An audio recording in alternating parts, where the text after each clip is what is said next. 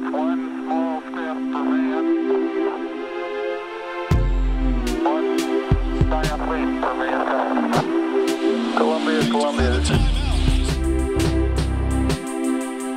This is Houston, AOS, over.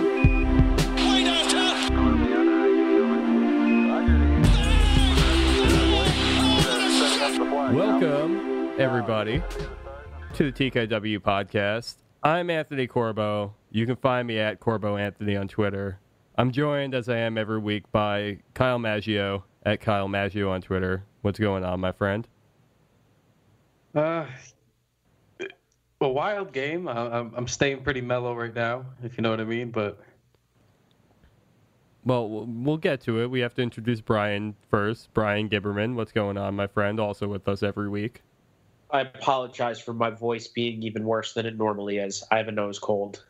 Your voice is normally... It's got a fine amount of grit to it, but it's comforting to me at the same time, so... God, my voice is atrocious. Come on. We're here... It looked like the Knicks could have almost gotten a win against the Houston Rockets of all teams. And then it all suddenly came crashing down. But we're not... I mean, I don't know what we're doing here anymore. I don't know what this is all about. I don't know if this is about tanking. I don't know if we're anti-tank now. I don't know what is happening with us, with our fan base, with this team. But that was a hard one to watch slip away. Even though we did have some good individual performances, we obviously had Trier scoring 31 points. He ended up with a double-double. How many rebounds do you have? 10, I believe. 10 rebounds he finished with? Yeah. Yeah, 10 rebounds for Trier. Showing off his assists, his passing game, too, 3 assists. There's a plus 19 on the night if you want to look at that, too. Like, he just balled out all game, and then it was just that last possession that got away from them, and we're sitting here today with a 4-point defeat, 114-110. Kyle, let's start with you this week. What are your initial thoughts after watching Trier go off like that? After watching the Knicks let that game slip away? Firstly, I was really proud of the way they fought tonight. I thought they did a hell of a job in the first half. They let it get away from them a little bit there in the third, and I thought they did a hell of a job coming back. They briefly took the lead on Mudiay's free throws, and obviously they've lost it again thereafter. But I thought they did a hell of a job, and Trier obviously led the way. And he was 12 of 8. He was just stupid efficient tonight. He was 12 of 18. That's about 67% shooting. He was 5 for 5 from the line, so that was a perfect 100%. And then he was 2 for 4 from deep. So just incredibly efficient tonight. He had 8 defensive rebounds, a couple offensive. He drew a charge, I believe. So, I mean, he was just... It wasn't really a charge, though. But he got it. He did. It was a block. He kind of threw his body in late on the angle, but he was everywhere tonight. You know, he made a couple of nice defensive plays too. Just really, I mean, we're always impressed by his scoring, but he actually, I think Bryan made the comment in our Slack chat. You know, he looks healthy now. He looks like he's got some bounce in his step again, a little bit of rhythm. Before he kind of looked like he was just clunking around the court a little bit. But he looks really good. He looked good the last couple of games, and tonight feels like, you know, that was the statement, like the emphatic "I'm back" kind of game. I mean, he was feeling it clearly, and just quite frankly took over for stretches of that game. He also did a solid job of enraging Tim Hardaway enough that they got into a fight on a yelling match on the sidelines. That was interesting to watch. Real quick on this, I saw a number of people, and a lot of you are probably going to do this in the YouTube comments. It's fine. I'm expecting it. I've gotten it on Twitter all night. Shout out to the YouTube comments. Shout out to Twitter. You guys have been all-stars lately, man. I've grown to love you guys very dearly, by the way. But no, but I hate these comments I've been seeing tonight, which is, like Tim Hardaway Jr. can't say that to Allonzo Trier. Yes, the fuck he can. All right, guys, let's relax. Let's relax a little bit. It doesn't matter in that situation where Trier should have passed on the break. It doesn't matter that Tim said it. It could have been anybody. and it would have been the correct advice to give a young player. And Tim is a veteran at this point, so regardless of what Tim knows offensively, like a veteran giving the rookie advice is good. You would like to see that. That's important and it matters. Hardaway got him back in the fourth, I think, too. I don't know if it was exactly intentional, but Hardaway went up for a just heavily contested shot around the rim with a wide open Allonzo Trier at the 3-point line. So I don't know if he saw Trier out there or not. Part of me thinks he didn't, but it just kind of has a funny way of working itself out. And then right after the incident, he also patted him on the ass and gave him a high five, or a slap five, not a high five. So they were cool right after. The one thing that I liked about Trier that was cool is that it didn't matter who was in front of him. He could beat him off the dribble. Every time. He broke him down every time. Yep, the one late in the fourth quarter, he cooked PJ Tucker. Oh, my God, yes, he did. And Tucker can't move like he used to, but he's still a good defender, and he had him on skates. He did. It was just a lot of fun. This reminded me of those games earlier in the year, like the first game of the year against Atlanta. He had a couple games after that, too, where he just looked really kind of like good and free, like he wasn't overthinking anything. Everything just seemed to come easy to him, and that's what it was tonight. And I just liked that he wasn't settling. He broke guys down whenever he wanted to. He got to, even when they were mid-range shots, it didn't feel like he was settling. It looked like he knew that's where he wanted to go. So to me, that I don't know. I was just really encouraged. He just looked really confident tonight. So I was really happy about it. It was a little bit disappointing watching him come back from the injury. I think really maybe it was bugging him a little bit. And I know Tim Hardaway Jr. was dealing with the plantar fasciitis did I enunciate that correctly? I don't talk about how other people pronounce things. I've heard fasciitis. Like I don't think anybody really understands the correct term unless they're in medical school. Okay, just wanted to. Or a doctor. I mean, you could have graduated. I've been trying to clean it up lately, so. Anyway, so I'm just we're real professionals. I appreciate the professionalism.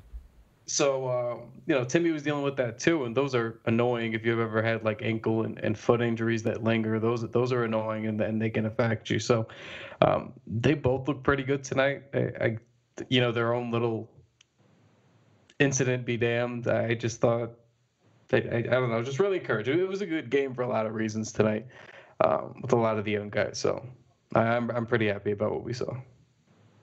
It was the young guys who really got him back in the game for the most part. The starting Dotson too. Dotson hit some shots to get that comeback going. The starting lineup got worked at the beginning of the first and third quarters. That's why every guy in the starting lineup was a negative, and all four bench guys, Robinson, Frank, Trier, Dotson, were all positives. And then you had that stretch in the fourth quarter where it was those four with Knox all on the court, and that's where the Knicks really made their run and got back into the game. So that's always super fun to see when it's the young kids cooking and having a lot of success together. Yeah, and one thing I want to bring up too with the kids, because I thought Mitchell Robinson played pretty well tonight. I thought he was, impacting a couple of shots around the rim. We know he had a couple of blocks on Harden, which was fun. But I don't know if you guys have the box score up. Do you know how many rebounds he had off the top of your head? One. And it was an offensive rebound. He is allergic to defensive rebounds. Allergic to them. He cannot, to save his life, he cannot get a defensive rebound. But he's actually, he doesn't have almost any rebounds tonight, but generally he's a pretty good offensive rebounder. He'll finish with like 4 or 5 rebounds for the night, and one of those is a defensive rebound. Well, part of that is because he's still learning the balance of when he should go. He should go try and block a shot, and when he shouldn't, and that gets him out of position. It's fair. It's just you'd hope for more. It's almost the same thing that I took issue with KP for a while, even though KP plays the 4, so it's a little bit different at times. But it was just like, you're bigger, you have the size, you got to find a way to get there. I'm not really worried about it or anything. It's just funny how he can always get himself and get his arms to the offensive rebounds, but just never to the defensive rebounds.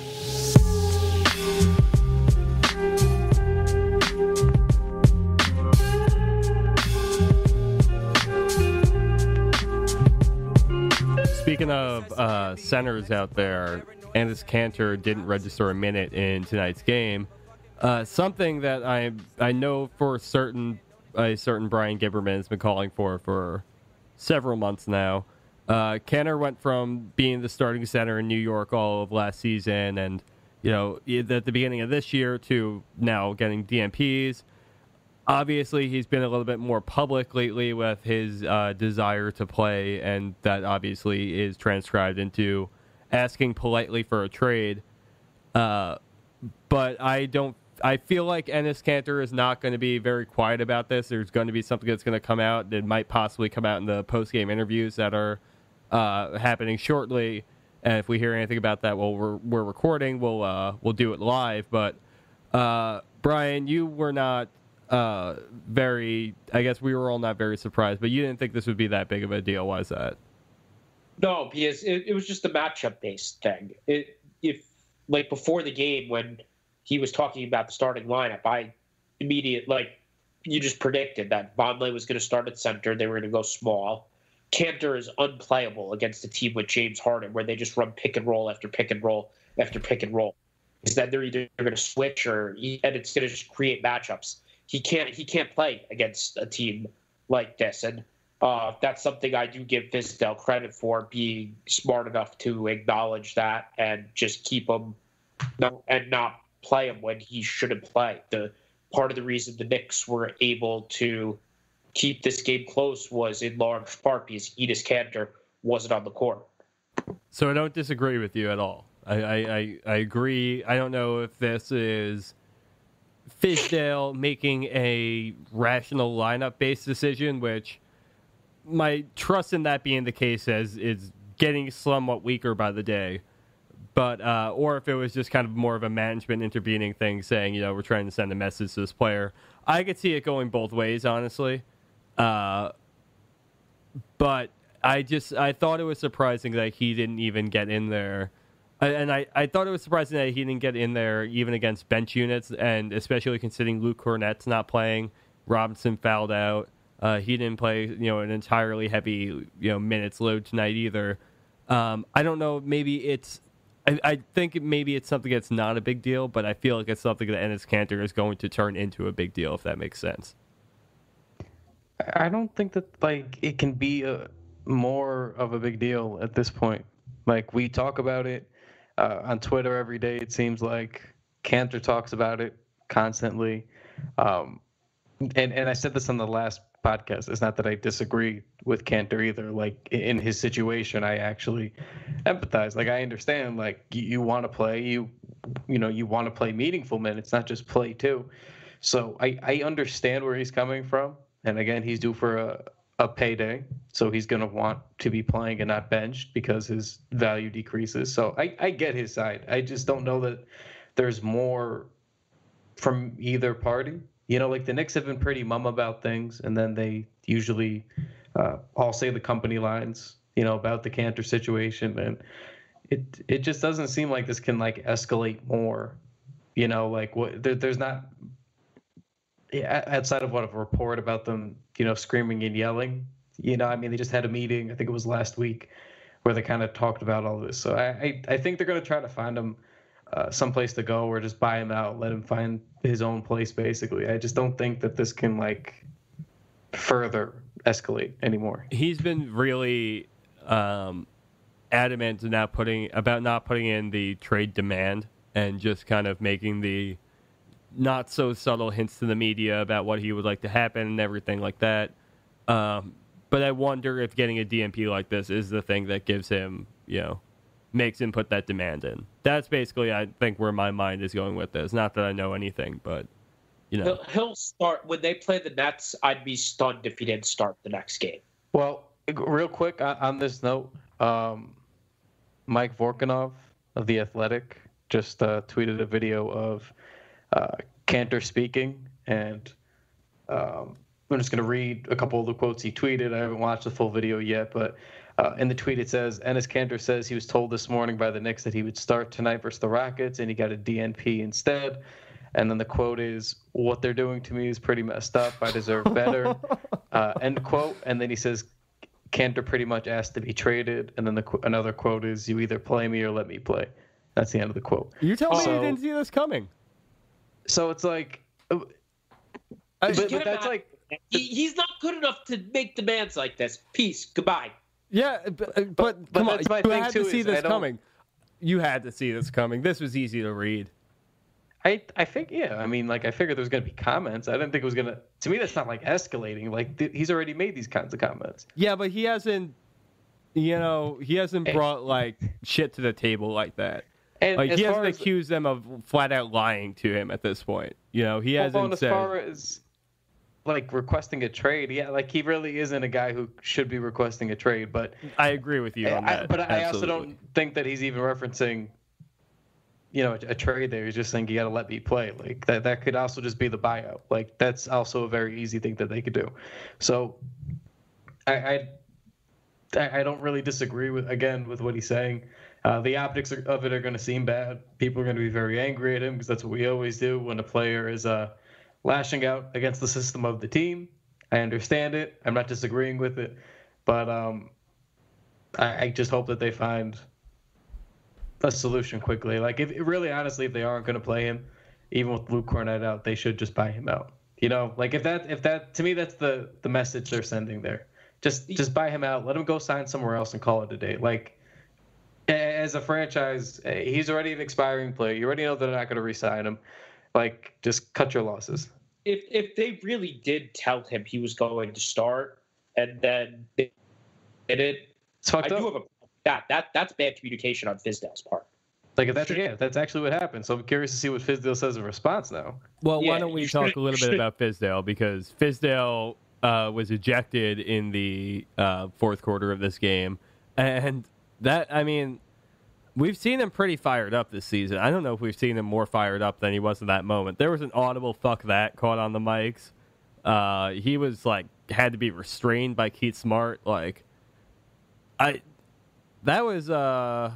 obviously have no idea what he said, and it's hard to speculate exactly as to what he said, but it seemed to be something that he did not think was going to get him a second technical and out of the game. Bryan, you have probably, I would say, shown the most opposition to Fizdale so far this season. Seeing him kind of get, I don't know, maybe have a bit of an overreaction on the sideline tonight for sure.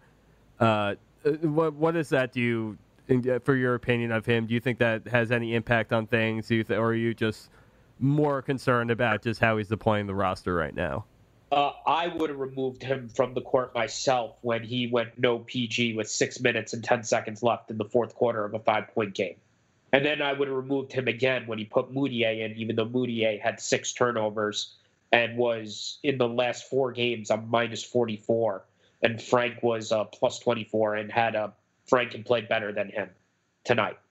So I don't really give a crap about the whole getting angry and ejected. That stuff does nothing for me. The way he's functioning in fourth quarters of close games is terrifying when you're projecting what he's going to do with this team long term. He once again defaulted to put guys on the court who dribble a lot and score, and went away from what had led them to having success in this game. And that it's a pattern that keeps happening over and over and over again. And it's stupid and it's wrong. And it's really got to stop. Wait, Bryan, hold on. All right, do you mean to tell me that you don't believe that David Fizdale's just losing these games on purpose? No, I don't think you mean the game where he got so angry that he cursed off a ref and got ejected and thrown out that he was trying to lose that game intentionally? No, I don't really think he was trying to lose that intentionally, Kyle. Well, this is... I'm glad I'm sitting down. Fascinating This development. This is news to me. I am disoriented. I'm lightheaded. Wow. Here I was thinking he was just losing these games. Oh, He's a genius. We're going to keep this going. Yeah, It's fascinating. Get a drink of water, please. We don't want to lose you here. Yeah. Do you need wrap-up music or? Oh, hey. Oh, you can only give me wrap-up music if you're going to give me the Levitard "Give It to Me Again" intro afterwards. So you have to be prepared for both. Fair. But I don't know. He's just making a lot of, like, to me they seem like layups. They seem like things I would have expected him to do, and instead we're kind of seeing like Hornacek kind of things. And it's like I thought basically, and again, I'm on record as not hating Hornacek. I'm on record as almost every episode saying he's a perfectly adequate, normal coach. Like, if you just created like generic Coach X, it would be I feel Jeff like Hornacek. he coaches exactly as well as he looks like he coaches. You would have thrown hands at each other on the podcast last year. I had issues with a lot of things that he was doing, and a lot of them are major points you've made. My point was, like, statistically where they were playing with KP, everything was just adequate and average. So I couldn't be, like, too angry about it for too long because they were average statistically on almost everything. It was through, like, the first week of January before they started losing a bunch of games. So that's where my stance had lied. And then once KP went down, I think we all kind of knew he was gone. So, but isn't it kind of worrisome that this has happened to me multiple times too? And I'm just like, yeah, Fizdale's doing something I think Jeff Hornacek would have done. And it's tough. It's tough too because I'm not trying to excuse him for things. I am on record as wanting him before we signed him. So I'm glad we got the guy I wanted the most, so I'm hoping he does well. I that's my bias to it, but I don't want to, make it sound like everything he does is like he's trying to win the game either. Like when he plays, and I said it the last pod, but like when he plays Trier a point guard, I don't think it's because he sees Trier as a point guard more than he sees it as a developmental opportunity this season. So like when I'm watching, I'm trying to figure out, like, is any of that happening with a certain lineup? And if it's not, then how is he prepared for the situation? And those are the scopes I watch. So I don't know if sometimes that's overlapping at the wrong times. But Kyle, it's late in the fourth quarter of a close game. He's not doing it for developmental reasons. And then he changed it a minute and 10 seconds later. Like, he's doing that because he's trying to win the game. Like tonight, how does Mudiay had 7 turnovers tonight? He played 28 minutes. I know Frank didn't make a shot, but he played 24 minutes. Who played a better game between the two of those guys tonight? Frank did have 6 assists as well. And for what it's worth, I thought Frank I'm about to say that Frank maybe in the first quarter and beginning the second quarter defended James Harden to the best of his abilities. James Harden finished the game with 61 points, which we haven't talked about yet, but James Harden scored 61 points at the Garden. Did not break Melo's record. And I think that's a really important thing to recognize here. But, Ntilikina played a more confident game, I thought, than Mudiay. I felt like the numbers showed that too. 6 assists, the ball was moving a little bit better with him. Just looked like Mudiay. He just didn't really deliver anything tonight. Like you saw glimpses and everything. He would like make his tough circus shots at the rim and stuff, and then he would miss a bunch too. And took probably one of the worst open 3-pointers I've ever seen in my life. I'm not saying it was easy to justify Frank as being the option tonight, but it's really hard to justify Mudiay these days too, man. I think it was very easy to justify Frank playing down the stretch of this game. Now, the last 4 games, it started. Now, granted, Mudiay's playing against starters. Frank's playing with the bench, against reserves. Frank's playing with better lineups, but part of the reason they're better lineups is his defense. 105 minutes in the last 4 games. Mudiay's a minus 50. 98 minutes for Frank. Frank is a plus 32. This started to become a little bit of a pattern. And I know the shooting isn't there. But what happens if Frank is the Knicks' Marcus Smart? Isn't that a player we would take? In the first 4 seasons of Smart's career, he shot under 40% from the field, and pretty much he shot 33, 25, 28, and 30% from three. In year 5, when he was 24 years old, now his shooting percentages are finally starting to jump. What happens if Frank ends up being that guy that can positively impact the game without shooting, and then eventually, years down the road, the shooting kind of finally comes along? And is it something we would all be happy with if he's that type of player, that type of glue guy? I feel like we've often talked about, as fans, we've talked about a comparison for Ntilikina being Marcus Smart, and it seemed like at the time everyone was pretty okay with that, and now I really think it's just impatience and people, just getting so sick of how poorly this team performs on a night-to-night basis. But Ntilikina needs time to develop, sure, and it's just like the difference between him and Mudiay out there is just Frank is so much less destructive than Mudiay is on the court. Frank, as much as we'd love to see him take shots, is not going to put himself in a position where he's going to take like an awful shot with the game on the line. Mudiay's out there trying to draw fouls on every possession, and sometimes they go his way, but a lot of times they don't. And Frank doesn't give you that same kind of quality. He's looking for where the other guys are going to be on the court. And, the success isn't always there with him either, but it just, the team has a different gear. They groove a little bit better when somebody's not out there actively looking to, either take a mid-range two-pointer or heavily contested layup at the rim. I remember when it was announced at the beginning of the year that Frank was going to start at the 3, and we started talking about how we felt about him playing, quote unquote out of position because,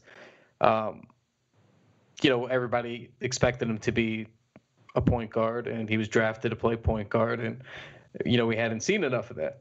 But I kind of got to the point when they were going to start playing him on the wing, and I was like, look, this is like when it was a voice in the back of my head kind of thing. I didn't really fully believe it, but it was like if the coaching staff after summer league and a full training camp and preseason, if they still feel that he's not really a point guard, maybe we should just kind of embrace what that means. Like maybe he is just going to end up being a 3, like a playmaking 3 that doesn't really score a ton, just 3, maybe like a 3-and-D type of guy if he could hit some open threes, but maybe he just doesn't have it offensively, but he could be a defensive stopper on the wing and a Marcus Smart type. But I just want him to be successful.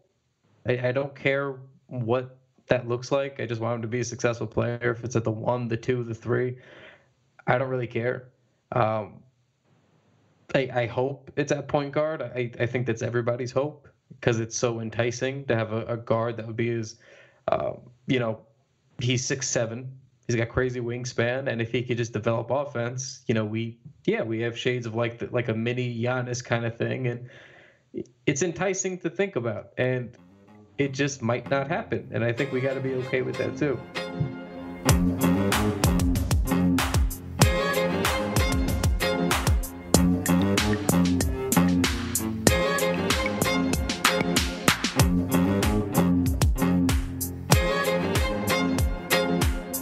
Mason Plumlee and Derek Favors just threw hands at each other.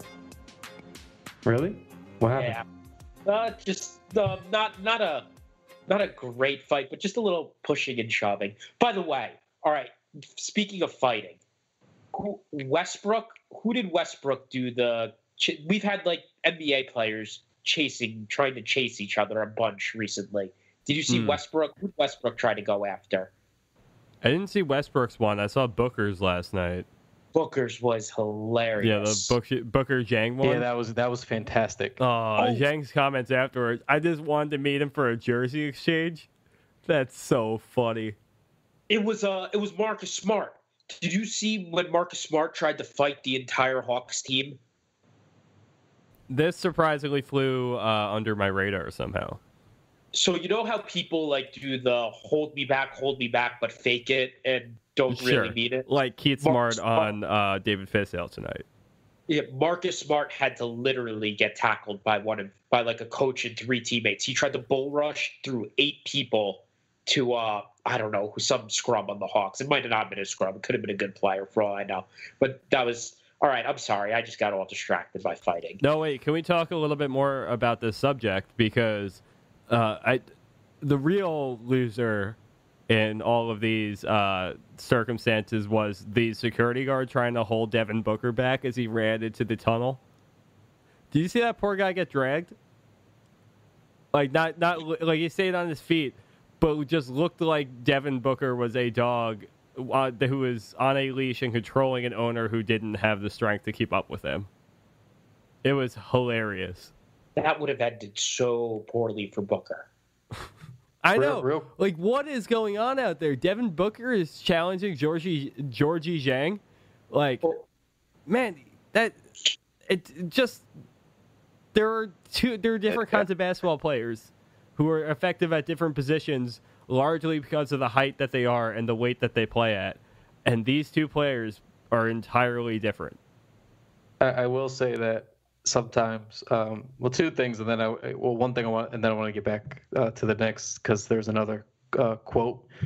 But sometimes when you're in the heat of the moment, man, you just kind of lose it.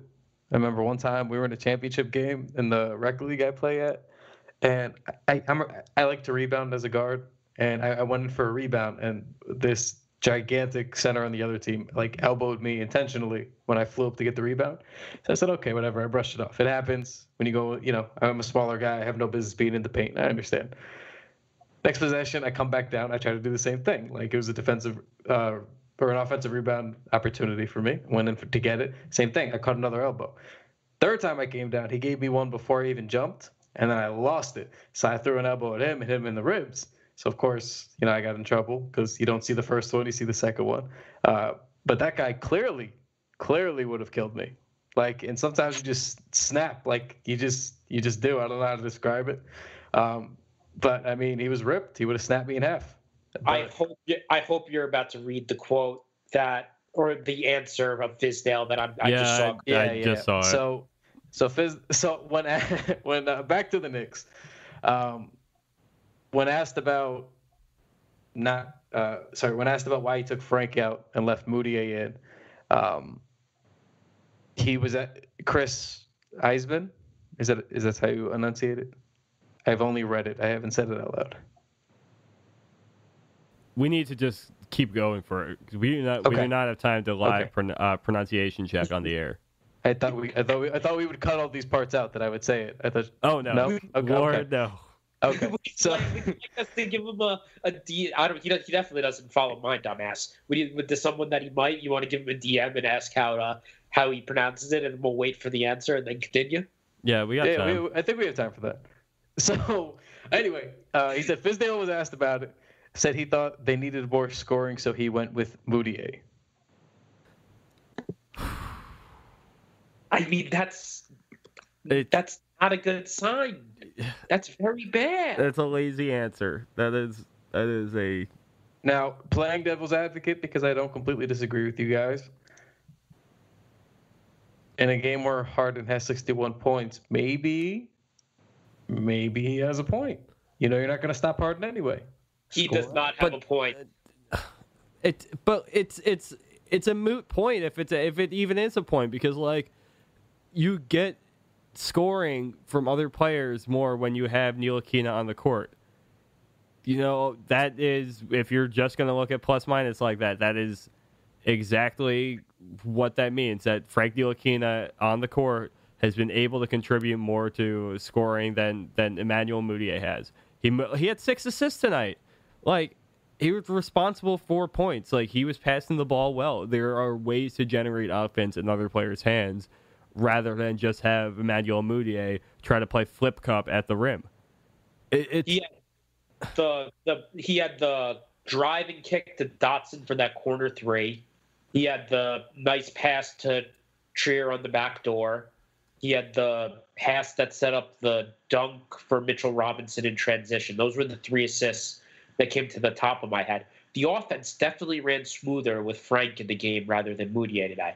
So that explanation, and it's back to what I said about there being the pattern of Fizdale very much believes in guys who score on this. I think it's, and I'm with Kyle that we undervalue scoring to an extent in the NBA now. But Fizdale's taking it to gross. such an extreme and then he's not finding that right balance with the lineups because he's playing all these guys that have overlapping skills rather than complementary skills. I agree on that part about that Fizdale's taking it to the extreme. Because I'm well documented in saying scoring is literally the point of the game. It is the most important skill. It will always be the most important skill. And if you are scoring, you will always be more valuable to a team than if you can only defend. It has happened the entirety of the history of the game, and it will always happen. But even still, I just would like to see him be better situational. Because like if we're going by the minutes and the opportunities that like a Frank gets, I am on record of not bitching about his minutes either. I think Frank gets a pretty fair shake. I think he could play a little bit more, but I think he's mostly getting a fair shake with the minutes. It was 28 and 24 tonight. It wasn't really that big of a discrepancy. So to me, it's always the situationals. It's just like I always feel like Frank's not playing at the right time. And I can't believe I'm going to say it, but that's why I actually liked one thing that Hornacek did for the first couple of months last year was Frank just closed the game out. Like, that was just the thing to begin the year, was like Frank would close out games. Like Jared Jack would play. Like once it was settled that Jared Jack was the starter, and we knew that Jared Jack wasn't going to play down the stretch. He was going to give you good old man burn in the beginning, and then you weren't going to play him later on. And then Frank would come in and close the game out, and for better or for worse, you would let him do it.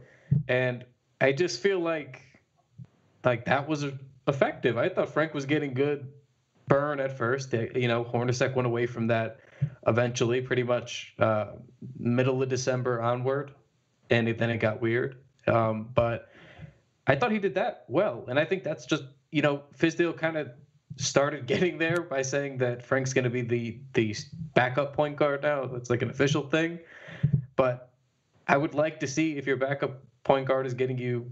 And I'm not going to say anyone played great defense if Harden's scoring 61 points, but it was clear Frank was more engaged and what he brings to the table on that end, even in these kinds of games. And if he's going to get you 6 assists, like I would have closed out with Frank. I just don't know why he blows like easy situationals. Like to me, like again, for me, I was playing devil's advocate before, but obviously to me, you'd want to stop in the last couple of minutes. More so than offense with Emmanuel Mudiay, who, again, I think is clearly a better offensive player. But that's not a guy I would trust to get me a bucket when I'm playing James Harden. I'd rather try to throw your best defenders at him and see what happens. And you had the whole idea, the scoring thing. Trier was having a good night. Timmy was scoring. Trier was fantastic. Yeah, so that's where you're getting your scoring from. So why do you need a third guy out there instead of having Frank, who's going to get you into your sets and get the ball to the right spots rather than Mudiay? And he had a big turnover late in that game trying to attack instead of going to other people. Yeah, and again, I'm getting slammed for I had a Tim Hardaway tweet basically where I said, it's funny how when Tim has his bad games, basically, it's very, very loud. And then when Timmy's playing well, like he has quietly for the last couple of games, nothing. And then the only response I got back, he makes $17 million a year. He doesn't get a pat on the back. Well, if we're going by that, then nobody could ever applaud Chris Paul for the rest of the season, who's making, 30-something million dollars? Is there anything Chris Paul could do in a game that would make you praise him then, by that logic, if he's making $30 million? We're better than this, guys. We will always analyze when guys are having good or bad games. We don't care about their contracts when they're playing the games. If you're thinking about that every game, you have an issue. At the end of the day, we're going to evaluate all the guys, good or bad, and that's it. So when he's having a good game, you should probably talk about it the same as when he'd have a bad game. We don't have biases. We don't have agendas. We don't hate anybody. And we're not counting anybody's money unless it's the Joakim Noah situation where you're getting paid to be away from the team after taking an enormous contract. But it really isn't a big deal. Like he got paid a big contract. He's performed mostly pretty well. Could he shoot a little bit better? Yes. But he's taken better shots this year. He's cut down some of the mid-range to shoot more threes. He is doing some things better. He's not perfect. He's not supposed to be a top option. But if your response to him playing well is he makes $17 million, you guys should be smarter than that by now.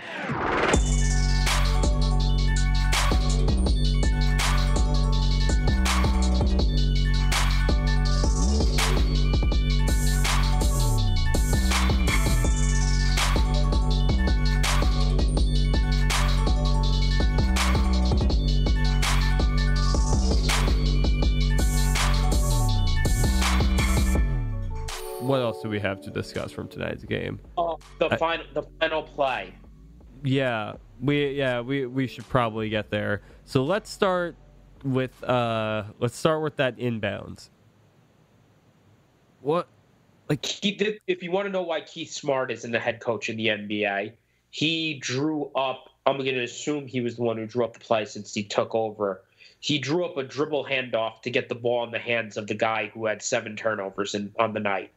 That's what the set was to put the ball in Mudiay's hands. I don't know what was going to happen after that. Maybe it was just him getting rid of it quickly, and I'm being unfair. But how, watching that game, you would have thought the right thing to do was to put the ball in Mudiay's hands and have him make a decision is beyond me. I keep thinking the amount that Fizdale believes in Mudiay is like overstated, or maybe I'm in my own head about it. I think he agree. I'm really at the point now where I think he just really genuinely dangerously believes in Emmanuel Mudiay.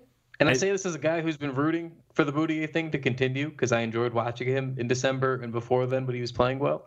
But it's strange just how much he trusts him. I just feel like he's like his reclamation project. It's just like he said it before they even played a minute on the court. You know, it's like he said in his intro press conference that he was going to get Mudiay right, and I think there's still a part of him that's like has this need to fulfill that. Of anyone on the roster, he seems to be the one player that he's trying to invest the most in thus far, besides maybe Knox and to a degree Trier. And it's just silly because I don't think that I hope Mudiay isn't on this team next year, I guess. But I just don't know. I guess anything's up in the air at this point. Well, like, if they signed, like, let's say, Kemba, right? And Kemba's the point guard. And they wanted to bring back Mudiay on a cheap deal as a backup. Like, I would actually be... No. It's just... You want to be okay with that? I'm not saying I'd be happy, but I'd be fine with it. Just the way that he clogs up the game for everyone else, man. The ball just doesn't move when he's out there. I think he could give you capable backup minutes. Yeah, but it's not about that. Then he's just going to turn it to fucking Trey Burke out there. No. That's a different thing. Come on, you have to be fair.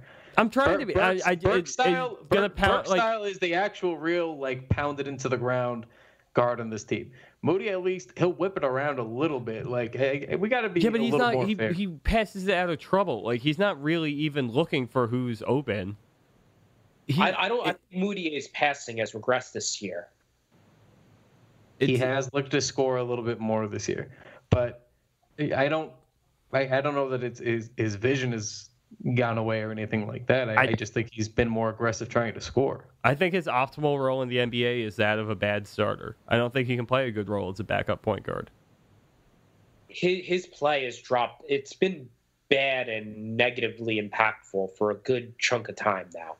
Now, would he do better getting to play with the players? Like, would Mudiay do better getting to play with the bench unit?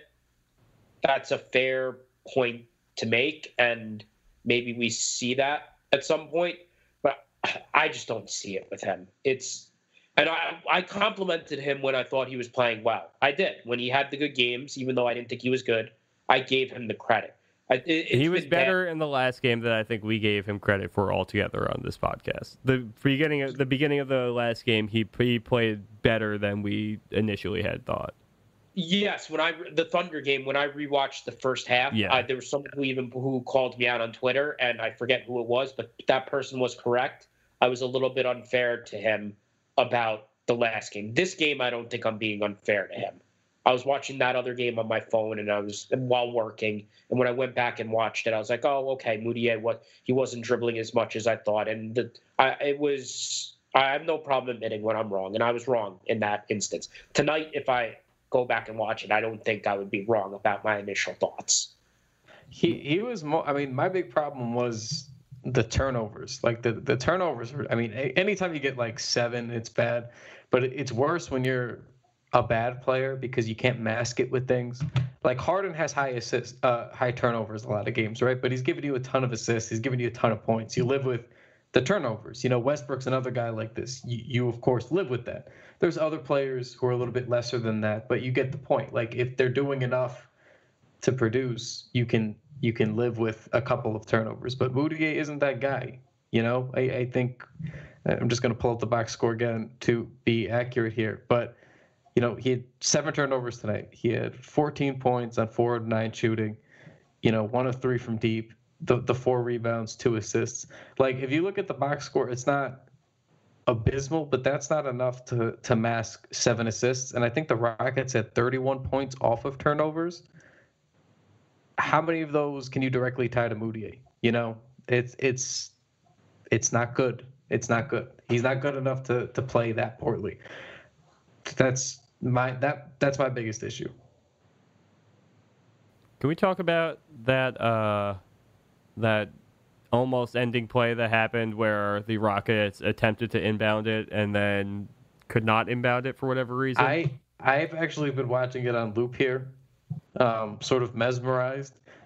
What was PJ Tucker doing? So I was watching. He just froze and backed from away. What D'Antoni said was that Tucker is supposed to be the inbounder on that play every time, and then Gordon inbounded it, which threw Tucker off, and then Tucker didn't know if it was a live ball or if he was supposed to take it back out of bounds and inbounded, and then he didn't know what to do, so he just stood there with his hands up, which then led Noah Vonleh to get in there, who also didn't know what to do for a couple of seconds there until he finally decided I'm just going to pick up this round ball and put it through this hoop here.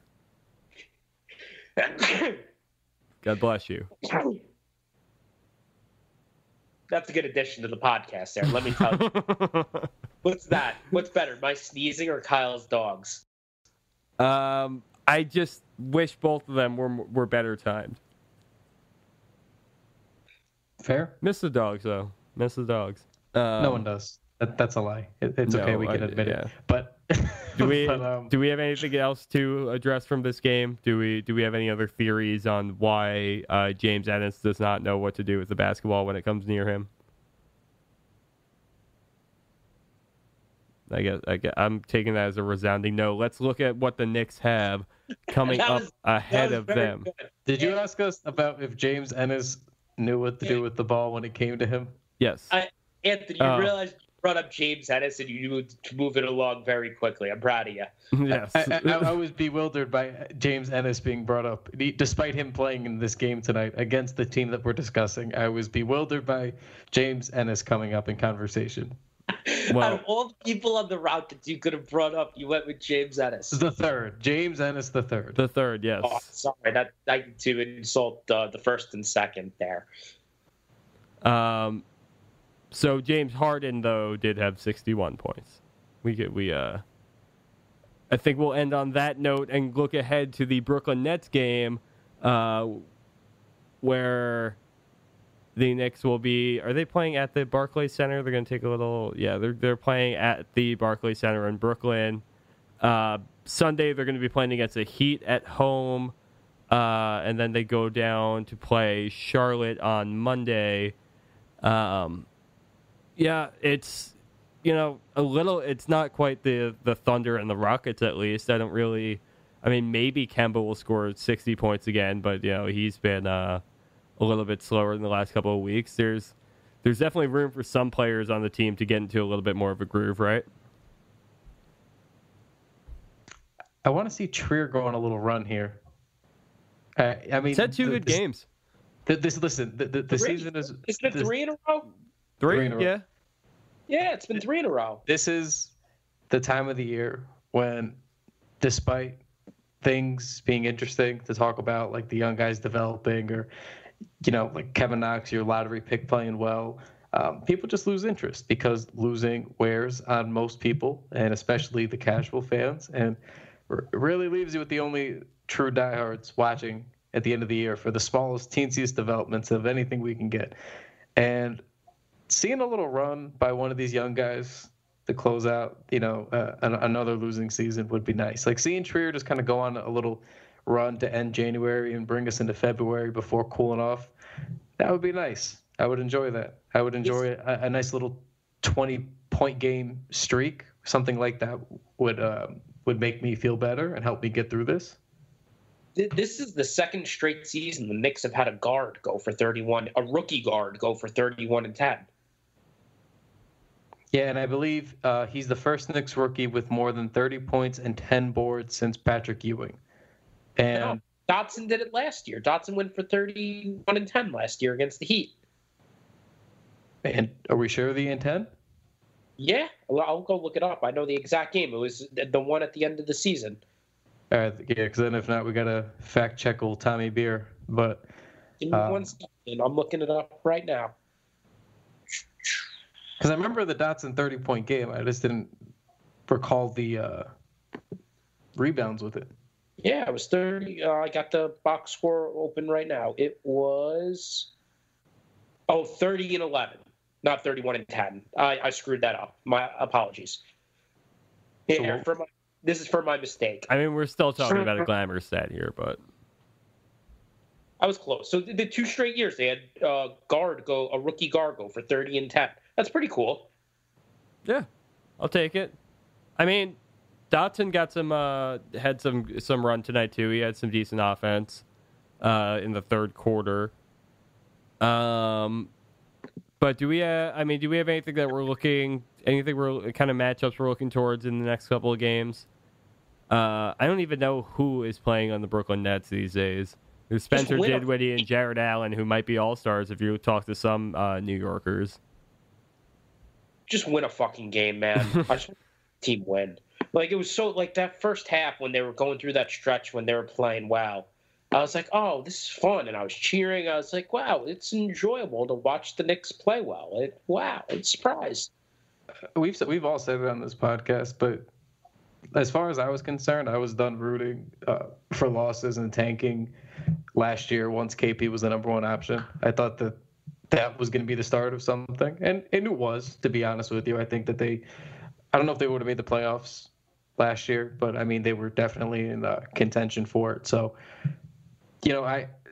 now that he went down and we got another guy in Knox and we got KP coming back, I can't find myself to root for losses anymore. Like, look at Trier. Trier was the third rookie that we added to this roster this year. He was the undrafted one. We didn't even pick him in the draft. And he had 31 and 10 tonight. And he's had other good games and scoring outbursts. And it's like, I want to see more of that. I want to see Knox continue to do well. I want to see Mitch get his fouling under control, but make those blocks like he's making when he's guarding Harden at the three-point line. Like, I want to see all these guys doing these great things. So for me, I'm not really rooting for losses, because if I'm rooting for losses, I feel like they got to play bad basically most times. Like, we're not going to get these nice, people call them the dream scenario, where they play a fun, competitive game. They still lose, but at least you feel good about it. The kids play well, like it's the ideal scenario. But I want to win some of those. I'm sorry, I just do, especially with these new tank rules the way that they are. I want to win some. The incentive is a little bit less, but I mean, they're 10 and 36. They can win a fucking game. Yeah, it's not going to hurt anybody. It's really not. If just any game, let's get like, I mean, how many games do you think this team can actually win before the All-Star break? When's the All-Star break? I'm looking it up right now. You can tell in the schedule, there's usually like a little break. I believe it's like February 11th. Nope.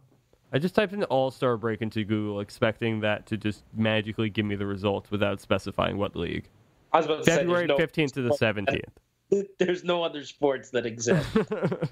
So, all right, before the All-Star break, they played Brooklyn, Miami, Charlotte, Dallas, Memphis, Detroit twice, Cleveland, Atlanta, and Atlanta. Like, they should be able to win some of these games. There's a winnable stretch in there for sure.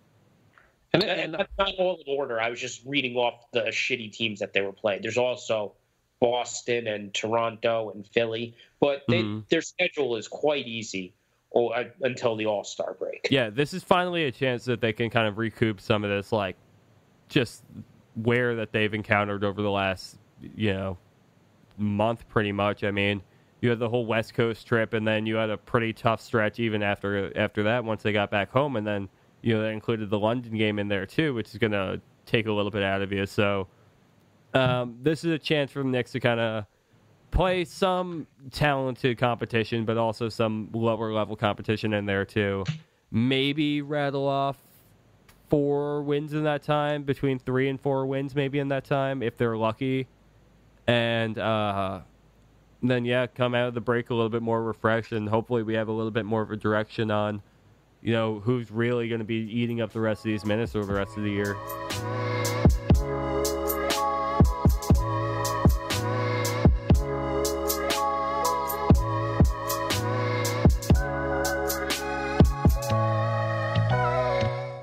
Two quick things, and then we get head out. But the first one is I wanted you guys' thoughts on the Gasol Conley situation. Just quick.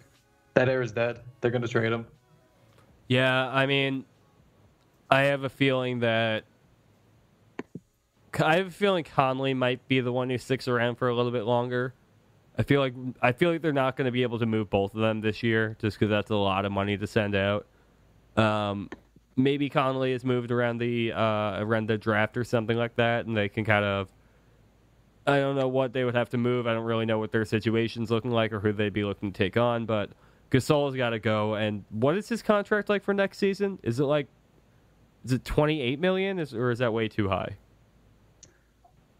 Well, if you give me half a second to filibuster here with the wonderful. It's an option I know Google. That he has to opt into. It's a player option that he has coming up. He's making $30 million for 3 years. Gasol $24 million for 2. All right, so I have a question. If the Grizzlies were willing to take Tim Hardaway Jr., Courtney Lee, and Frank for Conley, would you do it? Say that one more time. Tim Hardaway Jr., Courtney Lee, and Frank for Mike Conley, would you do it? How much? What is Conley's situation looking like? $30 million. It's basically that's your max addition, and you wouldn't have the max. No. You'd still have cap space to spend. No, I still wouldn't do it. I think Conley's had trouble staying healthy for just a large portion of his career. He's definitely over 30 years old now. He's got a lot of miles 31. on him. 11 years he's played. Yeah, that's not something. And I really, really, really like Mike Conley. I enjoy his game. In a perfect world, said this on Twitter the other day. I know in your proposed deal, Frank is out in this scenario, but in a perfect world, TB, I think a really good guard for Frank to play behind and play with. And I just, it just doesn't make sense with the timeline of this team and the money he's making and the timeline that he's on. I don't like that at all. If that contract was maybe a year shorter, I'd think about it, but I mean that last year is $34 million too. It's not so much giving away Frank in this scenario that I hesitate at. It's just that money. Well, it's the money for me mostly with Conley and the other things that I said about him. But I also think that, and again, just to double down on the Tim Hardaway shit from earlier, that people are really convinced he's just a bad player, but he's actually productive, and people have kind of hoodwinked themselves into thinking otherwise. He has value. He makes a lot of money, so given everybody knows the Knicks situation and how they're trying to clear cap, teams are going to ask for an asset in return with that kind of money coming back. So, but he has value on his own, and I think between that and Frank, that's what a deal. Taking back that much money for a player that old with that much mileage, you really don't know how many good years or games you're even going to get out of Conley after that. I just think that's too much. Okay, so sorry, Brian, go ahead.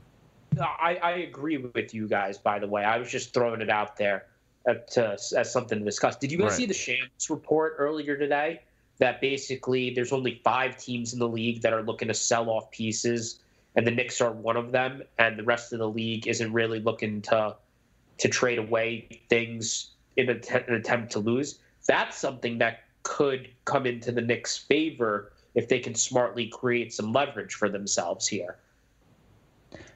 Yeah, I was talking about this on Twitter today from the Knicks wall account, and I was basically saying, the Knicks are, from that report, the Knicks were kind of just doing their due diligence. It seemed like to me, it just looks like they're not looking to take anything back or acquire anybody or do anything of that nature. They're basically just looking like, hey man, we're looking to get rid of some stuff. If you guys are interested in a, lightly used Courtney Lee and a, slightly older Lance Thomas, we're going to keep trying to interest anybody in an Enes Kanter. Like, we're just trying to get rid of some salary. It seems like that's all that we can take away from it. And the other point I made was, even if you're in or out on Dennis Smith Jr. and that trade, and that got brought up, just the fact that Perry could do a deal where he's shedding salary. Yes, it's Tim, and I think he has value, but he's shedding salary, and he's bringing back a young player. Like, even if you're out on Hardaway, even if you're out on Dennis Smith Jr., to me, that's the type of deal you want him to be savvy about, like getting rid of long-term salary while still getting a young asset. Like, everything that they've been linked to is encouraging. Like, they're trying to get Enes Kanter somewhere else. They're trying to get Courtney Lee moved. They've even, talked about Tim Hardaway Jr. moving. They're trying to bring in a young asset. To me, I'm just seeing good signs, just basic, good, smart NBA GM decision-making, it sounds like. And that's encouraging to me. It's not going to be flashy, but that's what they should be doing, and that makes me feel a little bit better. Okay, you said you had one more point to bring up. Make it quick so we can get out of here. James Harden did not break Carmelo Anthony's MSG scoring record. The 62 is still intact. The 62 is still intact. It is at this point. I'd like to request that we have Funk Flex, air horns, just the bombs and air horns go off after this. It's going to take us out down the episode. You shouldn't even be able to hear me anymore. This should all just be Funk Flex bombs. We're going to just keep your audio there as the Funk Flex bombs. I keep doing this thing where I forgot to do our plugs in the beginning of the show like I like to.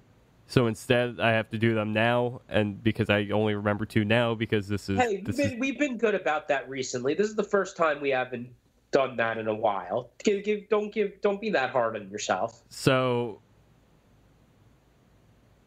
everybody, please make sure that you rate, review, and subscribe to this podcast on iTunes, on your platform of your choice. Look, I know we all don't have iPhones. I have an Android. It's fine. You can listen to your podcast wherever you like to, but if you're gonna be on there, just do the thing for us. Thank you. Subscribe to our YouTube channel too while you're at it. Go follow the Knicks Wall on Twitter. Follow all of us. I dropped our plugs at the beginning of the episode. Go to theknickswall.com. We got previews, we got recaps, we got all that stuff. We got features. We have beautiful graphics. We have videos on our YouTube channel as well. What don't we have? I mean, for real, come on now. So go check all that out. We'll be back to talk to you more next week.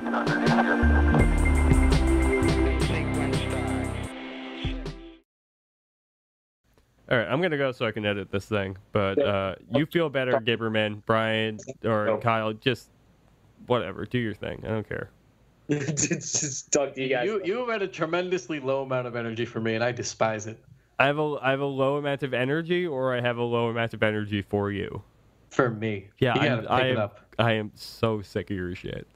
I haven't even done anything. I just in general, it's just a general. I'm sick of your shit. I know what I've been exhausting. I've been exhausting in at least 2 months. It's again. This is just. This is more a realization than anything. I hope that doesn't get cut out. Leave it. I am hurt. I'm going to go upstairs and cry under my covers. Okay. All right. Tell Mello this doesn't change how I feel about him, though. I will. You're dead to both of us. Oh, so okay. I hope you're proud of what you've done here tonight. Well, have a good night, you two. Okay. Take it easy, guys. Peace.